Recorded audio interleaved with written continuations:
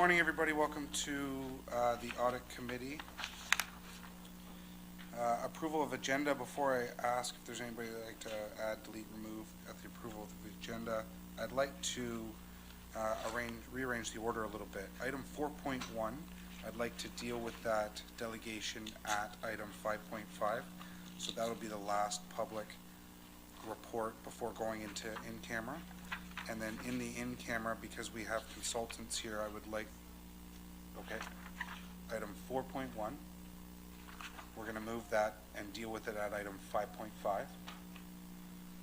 Item 10.1 in camera, we're just going to reverse that order. We'll deal with item 10.2 first, as we have consultants here waiting for us. Everybody good with that? Councilor Medeiros, you move approval of agenda. All in favor? That carries. Our first item, declarations of conflict of interest. Seeing none, there's nothing in consent. Our first delegation is a presentation by Feruzan, Chief Audit Executive, and Gail Constantine, Senior Advisor, Internal Audit, Corporate Fraud Hotline Update and Proposed Corporate Fraud Prevention Policy. Take it away, Feruzan. Through the chair, thank you very much. As noted from our previous audit committee meetings, I had discussed with committee to take a step back when it came to the fraud hotline, and also to come back to committee on updating our fraud framework.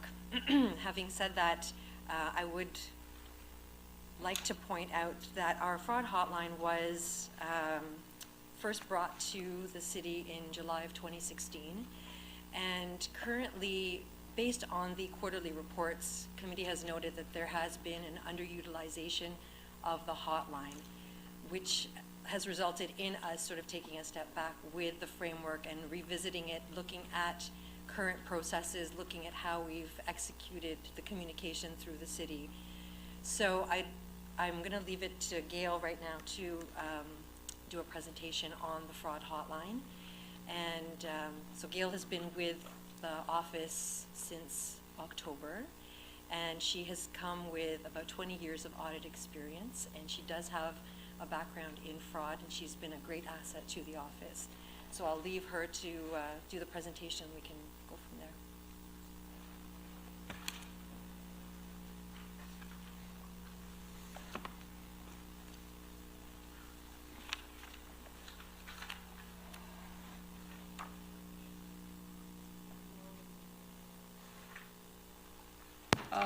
Fraud.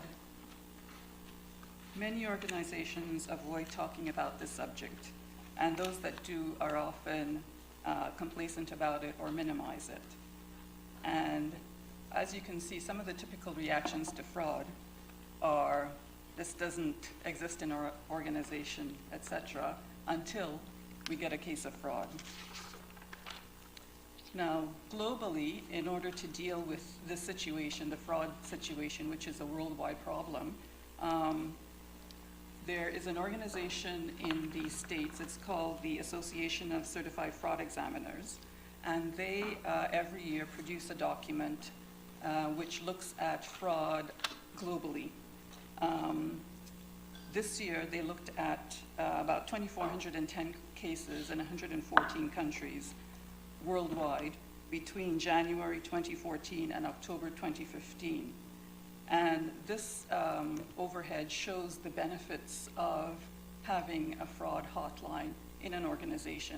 As you can see, the majority of frauds are identified via tips, regardless of whether or not an organization has a hotline. However, it clearly identifies that there is a benefit. You get more information on fraud coming in through tips if you have a hotline.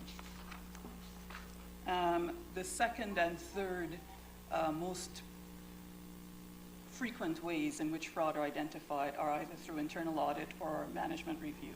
But a lot of people don't necessarily go directly to internal audit. So if you have an anonymous means of reporting fraud, then that's easier. It facilitates getting that information. Now, that was on a global perspective. For the City of Brampton, the City of Brampton is one of many organizations that I have identified fraud as a high-risk area, and all organizations experience some form of fraud.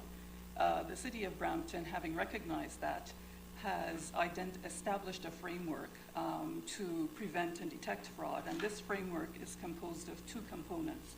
One is the fraud policy, and the second is the fraud hotline.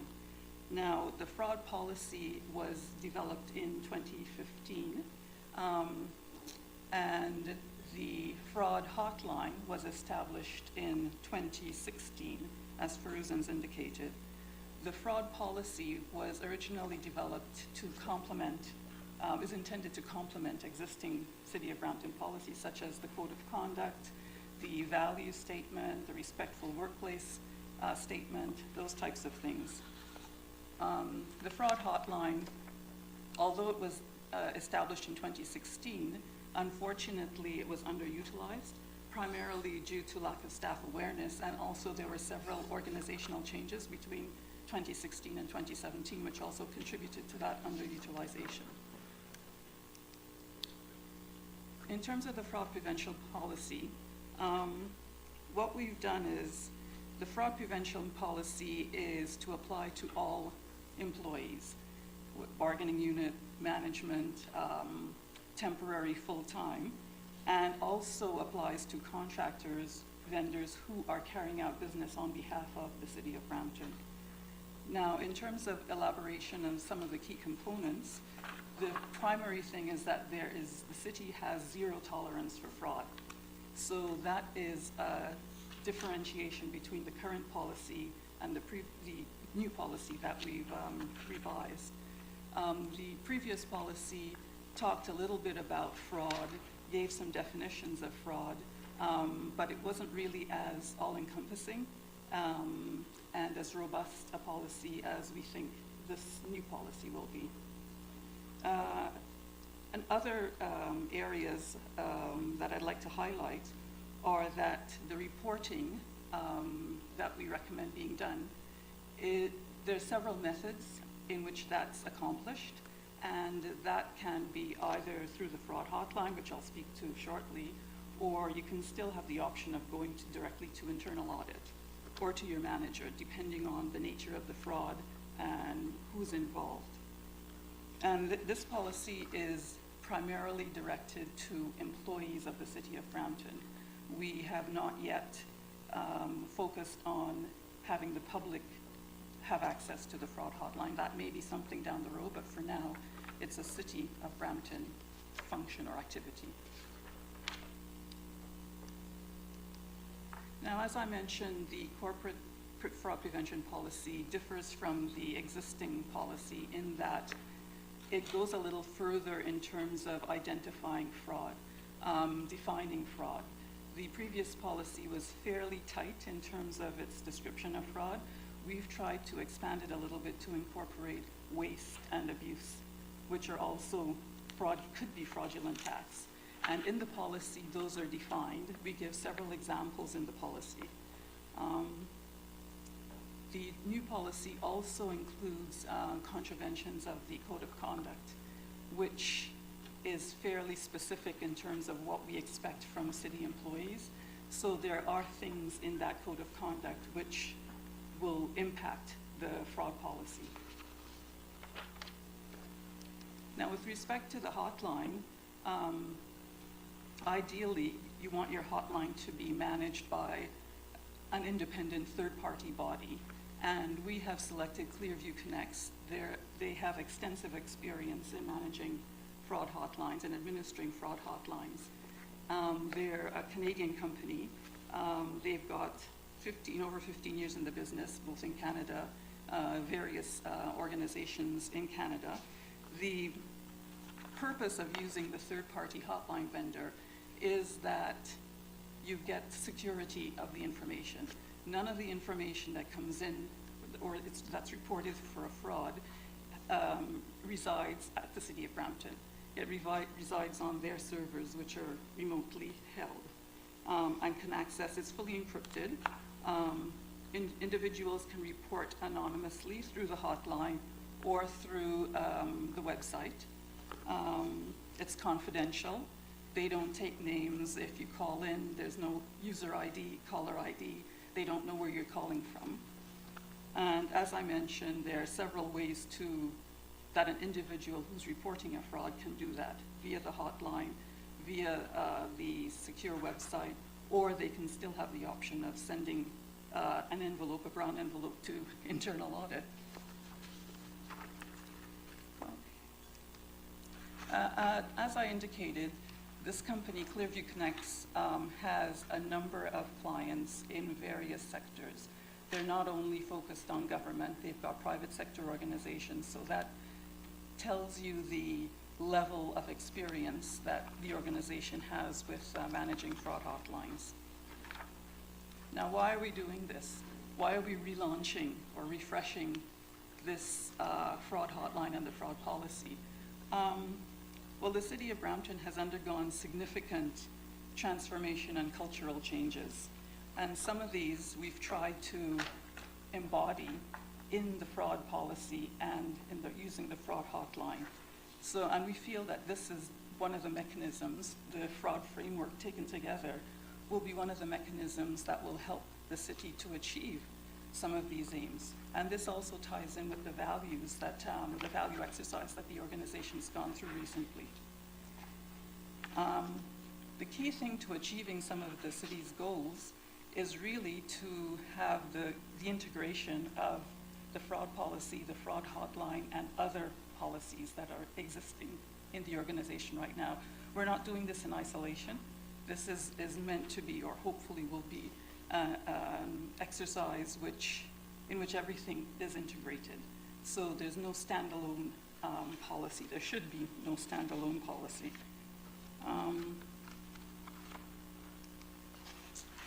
What we need from you is, of course, continuing to help us in promoting and advancing the use of the fraud hotline, and to set a consistent tone at the top and deliver clear messages.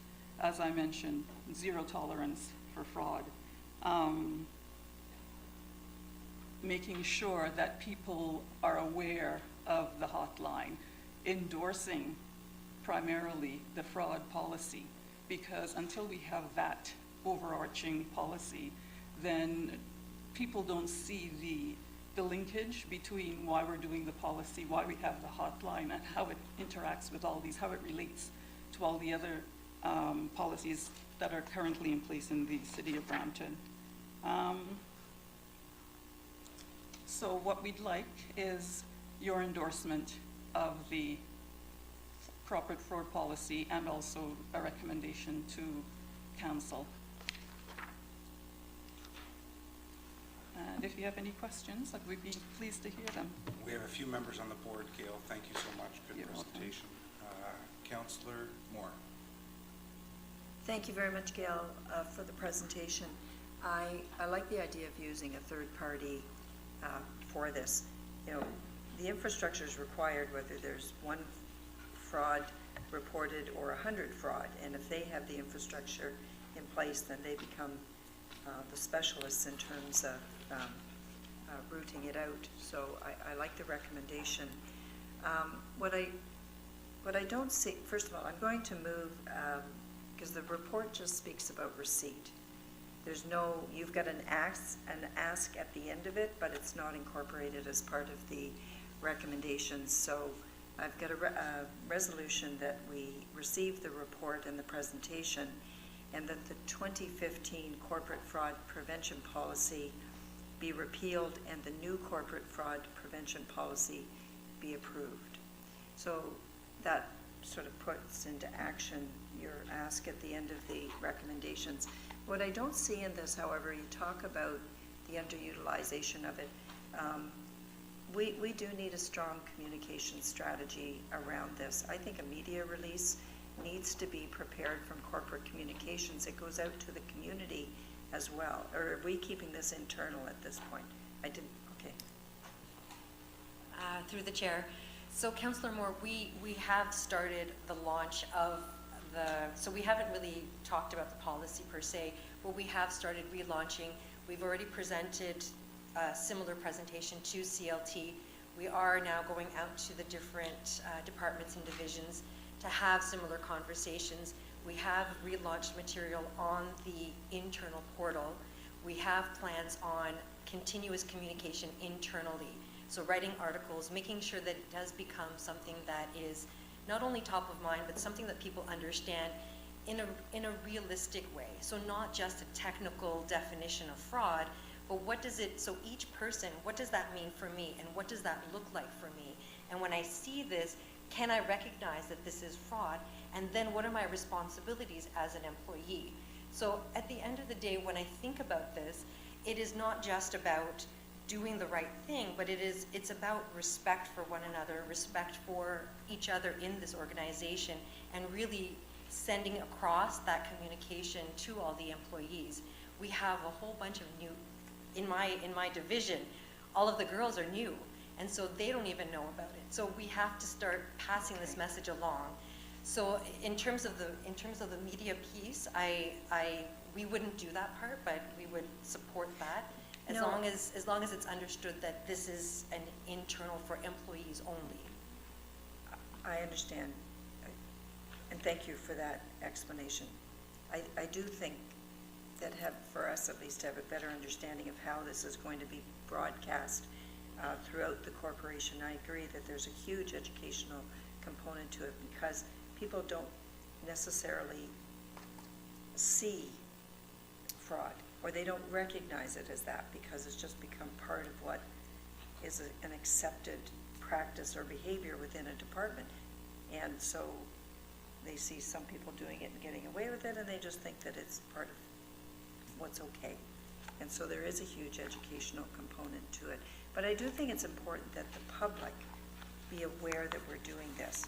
They may not be a part of it, but at the appropriate time, the public need to be aware that,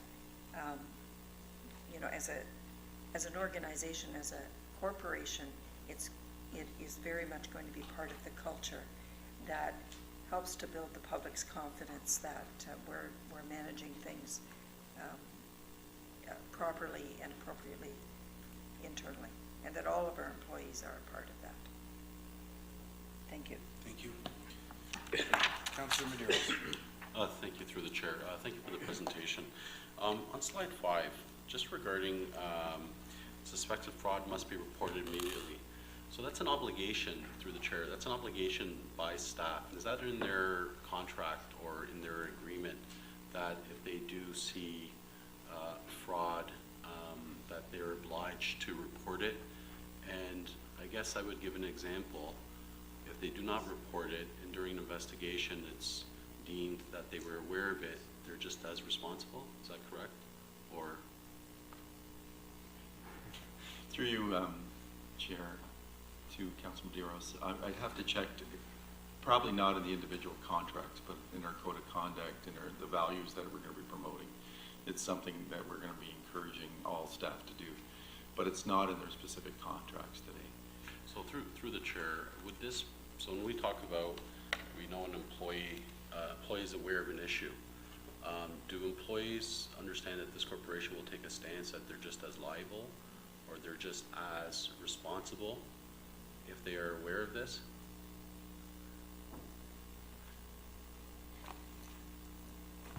Perhaps I might take this, Mr. Chair.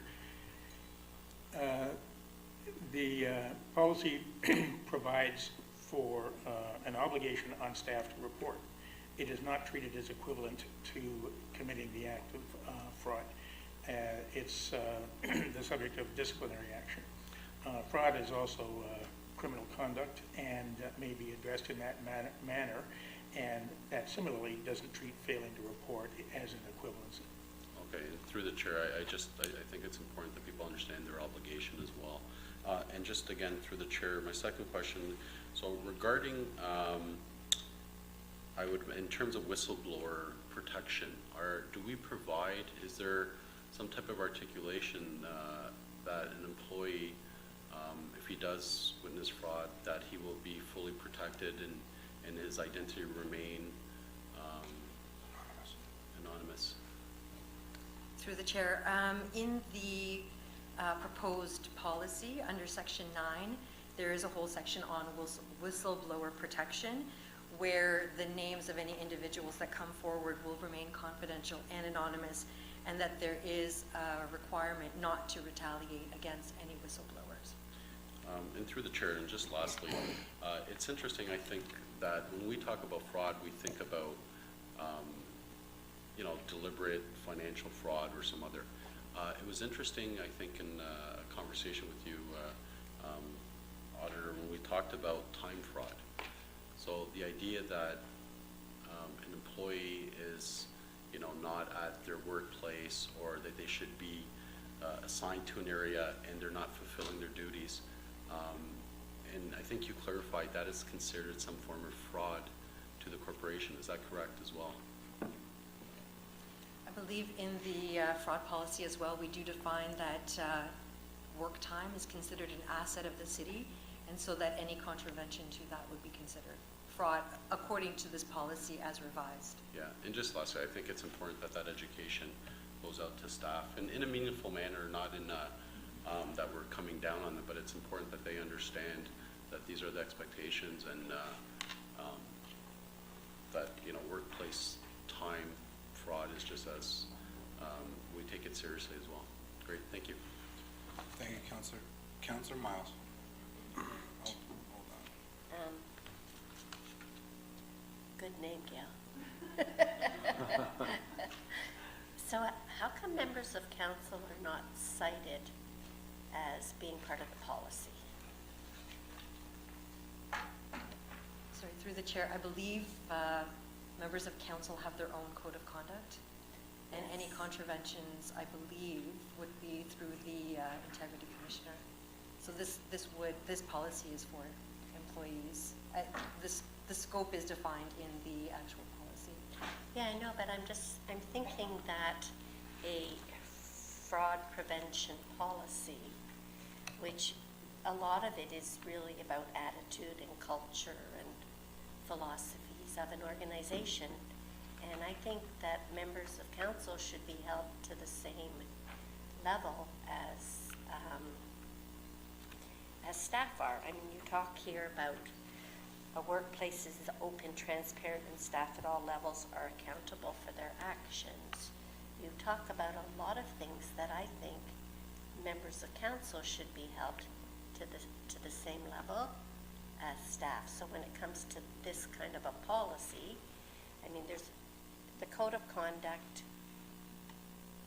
Sorry, is there a separate code of conduct for staff than council? Okay, so we both have a code of conduct, but I don't think there's any reason whatsoever that council should not be a part of the policy. So I'm going to leave it for your consideration, but there's no reason why council should not be held to the same level as staff are when it comes to fraud prevention. Thank you. Thank you, Councillor Miles. There are no other speakers on the board. We do have a motion in front of us. Mayor Jeffrey, you on? It doesn't, okay. Is your mic on? The light is on my Yeah. name, but normally that doesn't come on until you trigger it. It shows me on. It doesn't show you on. Oh, okay. But you're on now, so Thank you. take it away. Thank you. Thank you, ladies, and to your team for the work that you've done on this. I had a couple of questions. The first is, you indicated that the fraud hotline was underutilized, and you linked it to the fact that staff were not aware. Is that a natural link? Because they don't know we would get more tips, or is it because people don't understand what fraud is? Or is the answer yes, yes? Through the chair. So we didn't do any surveys. Just since I had started, when I spoke to staff and I asked, do you know that there's a fraud hotline? The answer 100% of the time was no. I also know that there's been a lot of hiring, so there would be staff that wouldn't have been around when the original launch had happened, And subsequent to the original launch, there had been no communication. So I don't really have an answer for you beyond sort of speaking through a colloquial, what I've experienced. Having said that, benchmarking, and we'll talk about this in the last item, but current benchmarking for municipalities in the number of phone calls versus what we've experienced clearly indicates we are well underutilized for the same service provider. But I'd rather talk to that when we get to the year-end review. Okay. So my other question is, and Councillor Moore touched on it, was the fact that the focus in this particular presentation is on internal.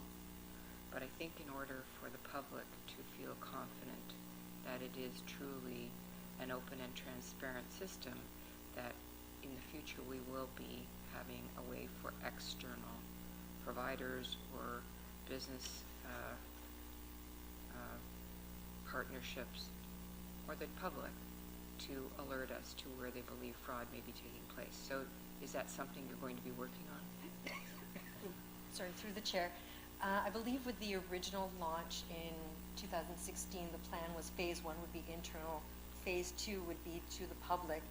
And when I come in and sort of decided to take a step back, I wanted to see what we would be able to accomplish internally first. It doesn't make sense to go out to the public when you're underutilizing and your current methodology is not supporting that.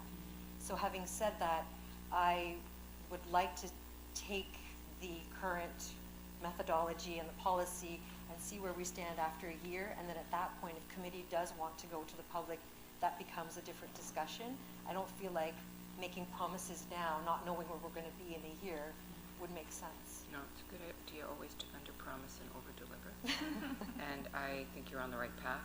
We've got to get our own house in order before we can do externally, but I think that's a good goal, a good reach goal for us to have complete confidence of everybody external. So Yeah, through the chair, through the last audit, I believe the last audit committee, I had mentioned that I did want to take the step back and see where we landed after a year. So I believe the committee supported that.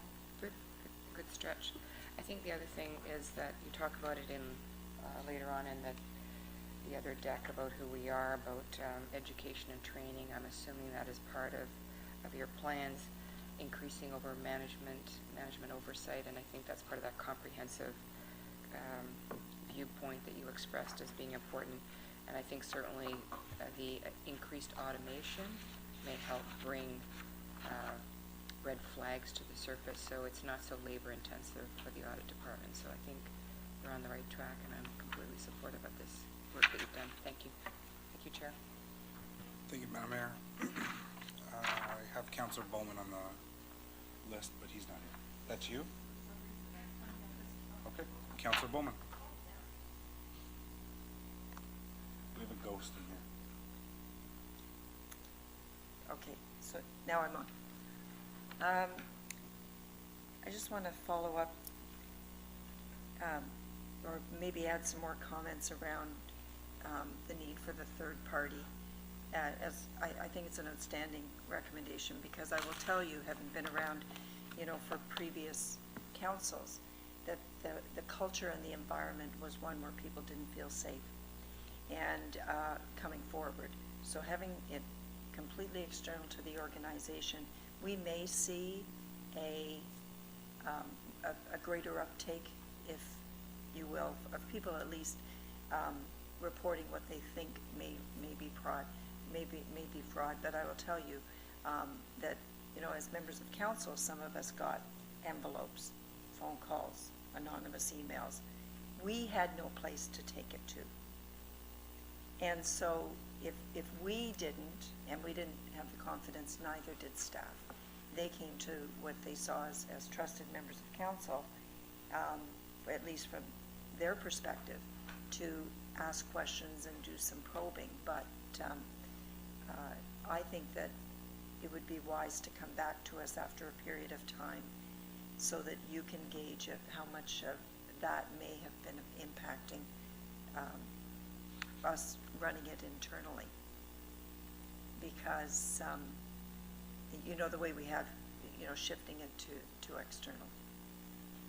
There was an employee survey done prior, in the prior term, where the results came forward that, people didn't feel safe in the workplace. They didn't feel safe with sharing their ideas. They didn't feel safe with sort of offering different ways of doing business. They didn't feel safe if they saw things happening that shouldn't be happening from their perspective. So, it's going to take a while for that whole cultural shift, and I think this is a good acknowledgement of how staff may have been feeling. So, thank you. Thank you, Councillor Moore. Is there any other members on the board that I don't see? Everybody else good? The motion's in front of us. It's moved by Councillor Moore, second by Councillor Dillon. All in favor? That carries. Our next item is item 5.1, consideration of recruitment and appointment of qualified independent members of the public to serve on audit committee. Is any members want to speak to this? Councillor Miles.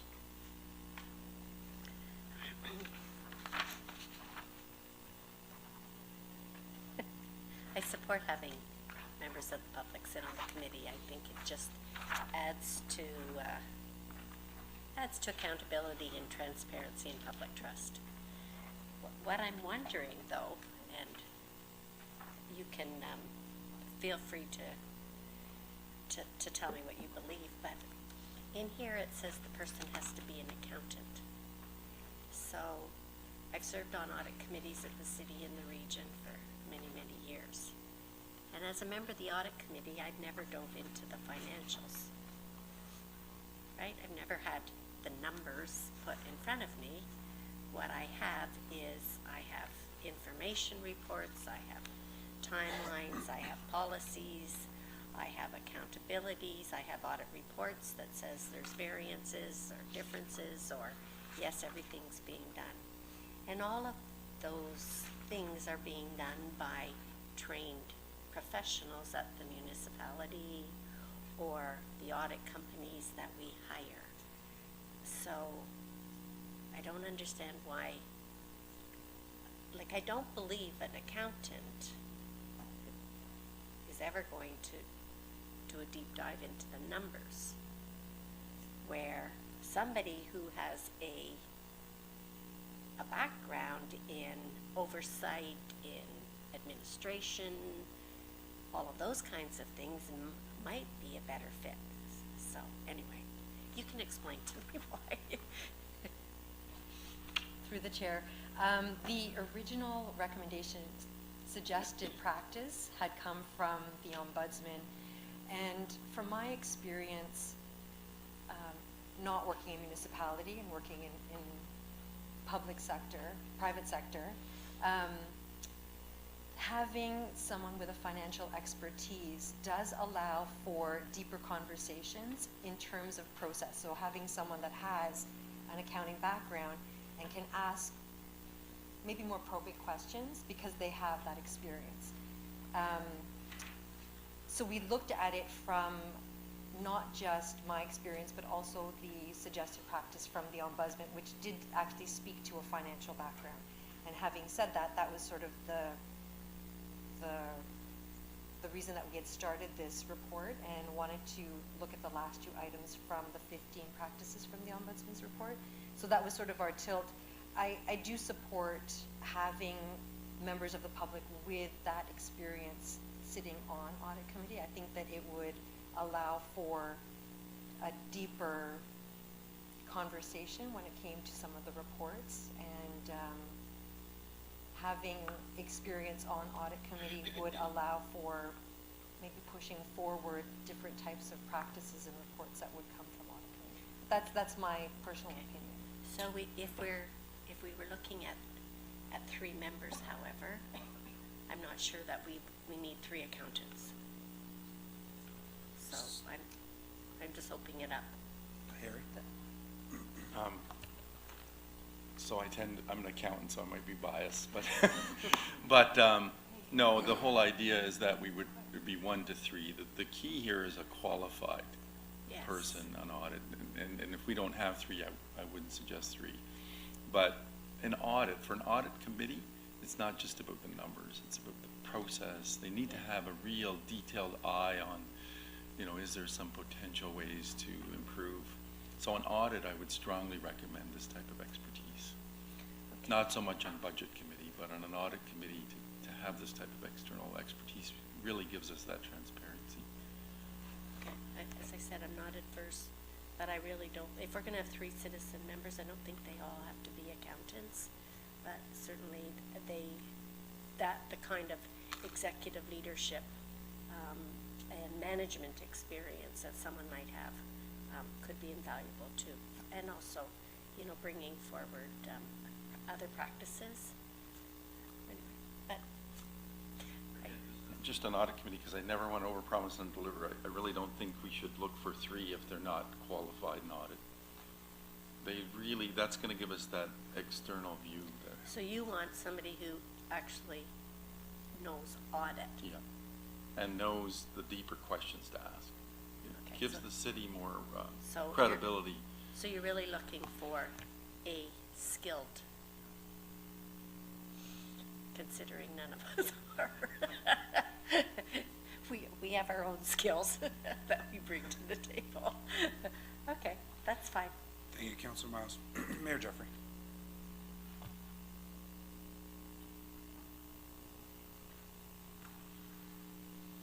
I had a couple of questions about the draft terms of reference. I welcome the public having a look at our audit materials, but I think the challenge is always managing how that is produced to the public. So one of the challenges is sometimes when you're dealing with other groups, whether it's the police or the province, they ask you to sign a non-disclosure agreement. I'm not sure that that's what we want anybody who's on this committee to do. But what I want to make sure is that anybody who sits on these audit committees understands that they need to not be the voice of the audit committee. The chair is the voice of the audit committee, that they're not out there tweeting, that they don't have a social media record of attacking the city of Brampton. I guess I would rather somebody came in who has been constructive in their advice, but I also want to make sure that whoever comes in doesn't have another agenda other than helping audit committee and the city of Brampton with how it manages its processes and its resources. So I'm not sure how you would put this in here, but the vetting process and the screening process will be important.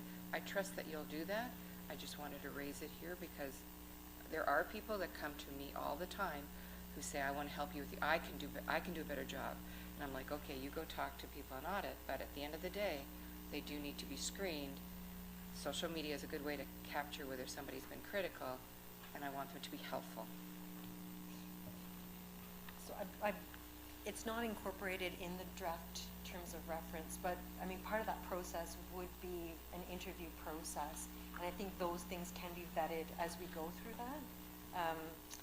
We just sort of wanted to incorporate the recommendations from the report on here. You've got everything here. Yeah. This is that little bit extra that usually 5 years ago probably wouldn't have looked at, but social media is in your past and in your future, and if you've said anything that will embarrass the city, I'm not interested in having you sit at this table. I want to move forward. I want things to be better, and I want somebody who's competent and who will not make the work that you do harder. So I think, Madam Mayor, what we can do is, without changing what's currently in front of us, but having that direction go to the Citizens Appointment Committee and their understanding of, and I agree with you, the vetting process needs to be something that's looked at. So. Thank you. No other speakers? Madam Mayor, you'll move the recommendations in the report. All in favor? That carries. Our next item is item 5.2, quarterly status of management action plans. And Fruzen's here, it's to be received. Are there any questions? Councilor Monteros, you'll move that. All in favor? That carries. Item 5.3 was dealt with. 5.4, council policy corporate fraud prevention policy draft was dealt with. Item 5.5, so we'll bring forward now item 4.1, presentation by Feroozan, Chief Audit Executive, Office of Internal Audit, Annual Review 2017. Please.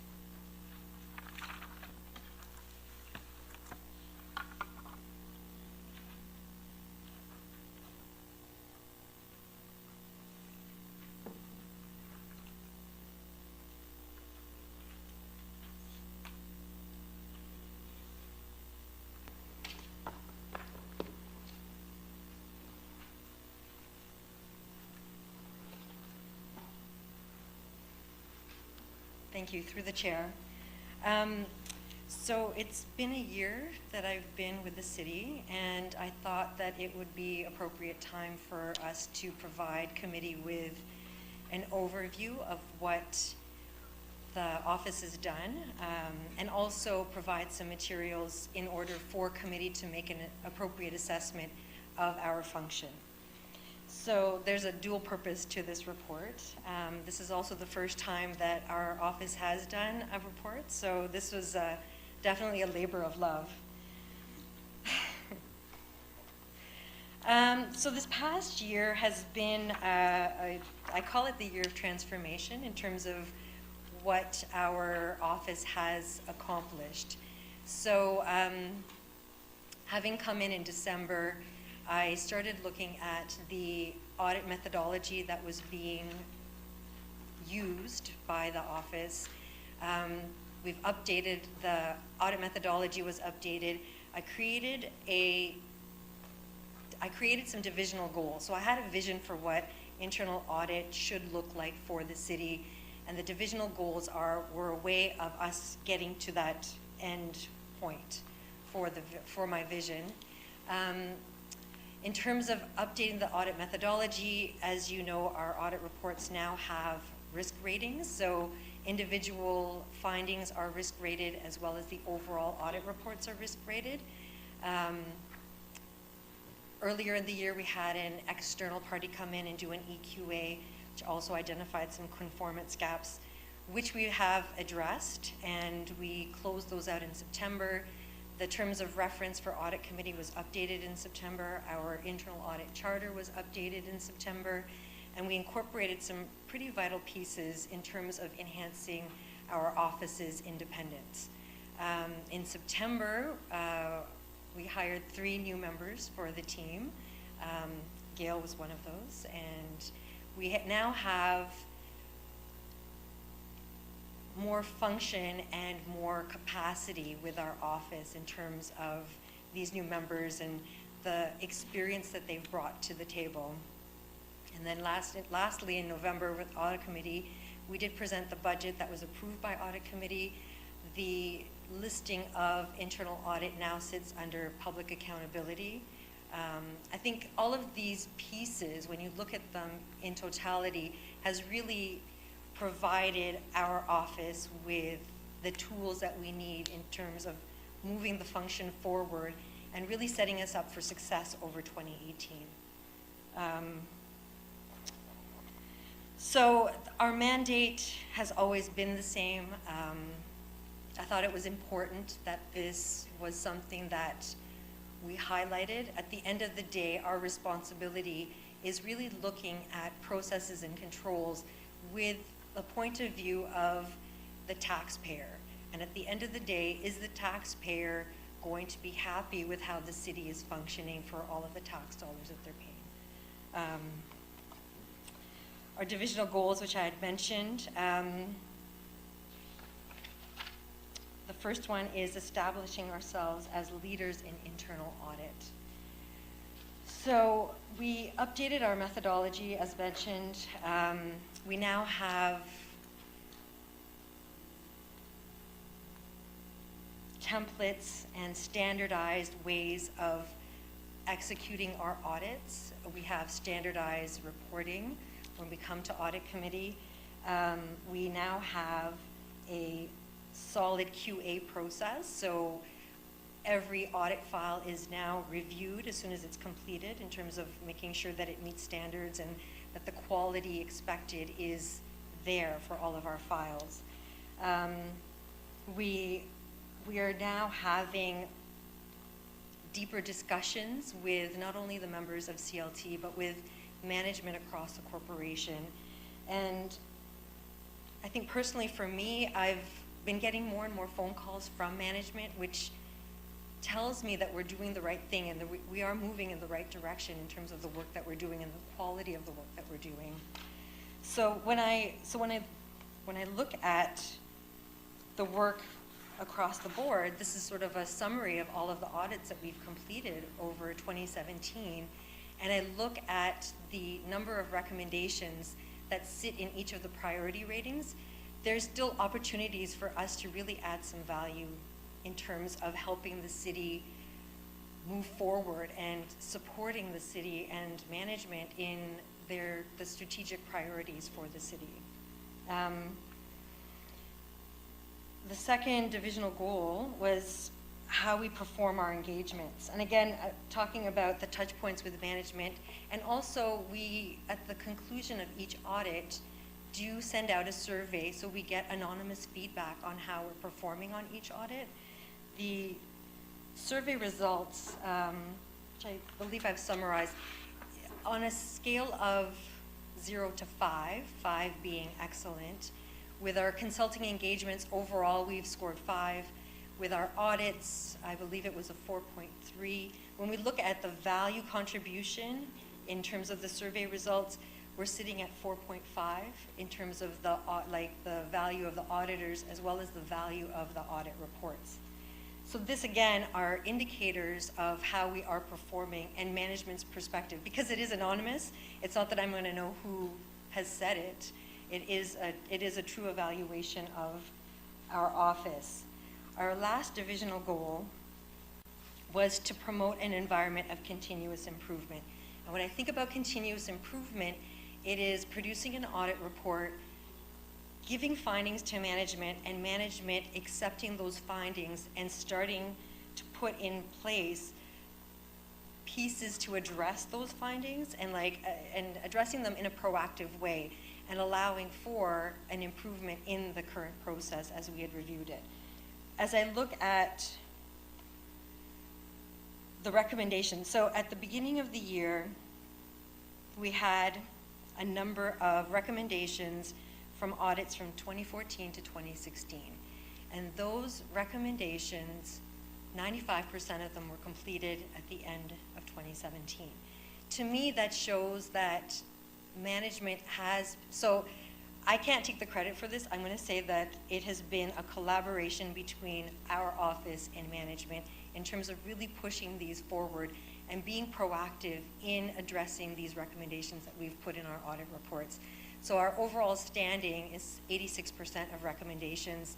The ones that didn't get completed in 2017, there were reasons, and we've had ongoing conversations. So there's much more interaction and touch points with management in terms of the action plans and the recommendations. So I feel like this does promote a continuous movement for, and also an appetite for management to want the recommendations and to really have the willingness to absorb, to take it in and want to sort of run with it. Yes, we want to now make these changes. Yes, we want your recommendations. Yes, we are going to implement these as soon as we possibly can. So I feel that that has really shown in these results. So who we are, I believe November Audit Committee, I did introduce all of our new members. We have two auditors that are currently on mat leave, and everyone else is new. I'm the most tenured in the office, if you can believe it. I did, at the last part of the report, I did put together what I felt would be appropriate measures in order for committee to gauge how we did. So we completed 8 audit reports, one of which was outsourced. We issued 3 consulting reports, took out 27 reports to audit committee. We had 100% acceptance of our recommendations. The total number was 60.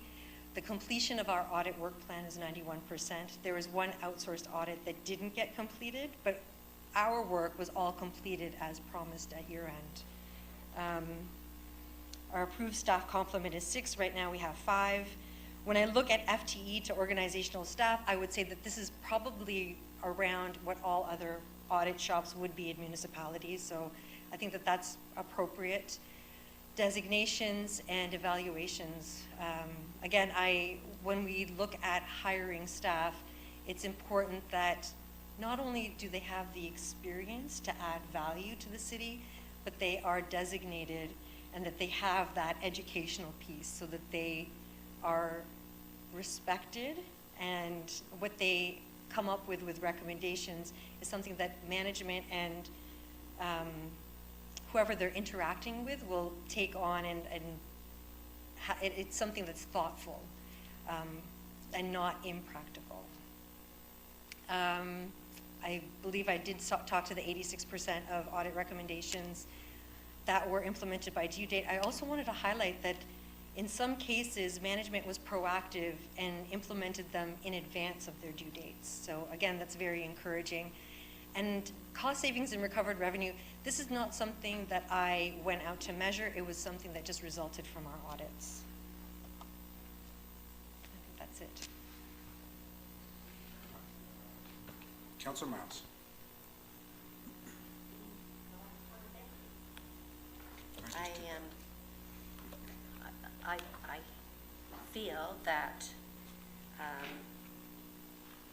I feel that we're doing the right things in the municipality as far as audit goes. I'm really glad that you came forward with this overview, because it really does give us a strong sense of accomplishments for the municipality. And I think as members of council and as members of the audit committee, we need to have confidence in our audit department, and I can tell you right now, I feel confident. So thank you. Excellent, Councillor. There's no other members on the board. I'll ask that Councillor Dillon, will you move the presentation, delegation, and the staff report? Item 5.5. All in favor? That carries. There are no other reports, new business, question period. Any members of the public have any questions? Seeing no members of the public.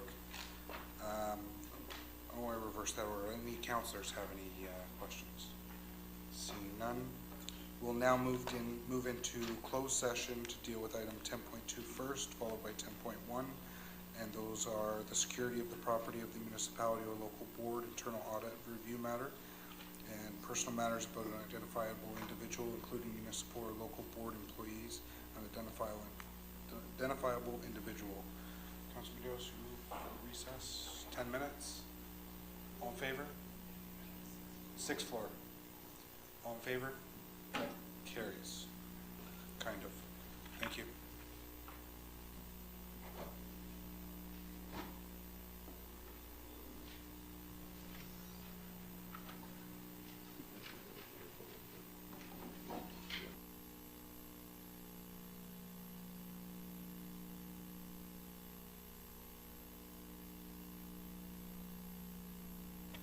Okay, we're good? Okay, welcome back, members. In camera, we dealt with item 10.2 first, the security of a property of the municipality or local board, internal audit review matter. And we dealt with item 10.1, direction was given on personal matters about an identifiable individual, including municipal or local board. I'll now call for adjournment. Councillor Dillon, you'll move adjournment. All in favor? That carries. Our next meeting is Tuesday, May 22nd. We'll see you then. Thanks so much.